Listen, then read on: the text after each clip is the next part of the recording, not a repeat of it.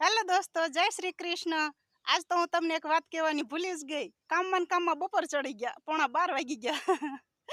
રાંધવા આવ્યા અને નીરબેનનો મેસેજ જોયો, મારા મોટા બેનનો, ત્યારે ખબર પડી કે આજ તો મારો બર્થડે છે.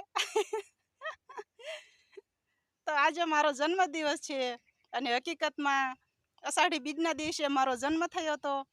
અને મારા મમ્મી તો મને અષાઢી બીજના દિવસે જ ફોન કરે, કૈલાસ બેન આજ તારો જન્મદિવસ છે એમ. તો આજની તારીખ 28/6. જેનો જેનો બર્થડે હોય એ સૌને હેપી બર્થડે. ભગવાન આપ સૌની દરેક મનોકામના પૂરી કરે. બસ કાળજો ઠાકર હવને હાજર નરવા રાખે. જય શ્રી કૃષ્ણ, ખુશ રહેજો.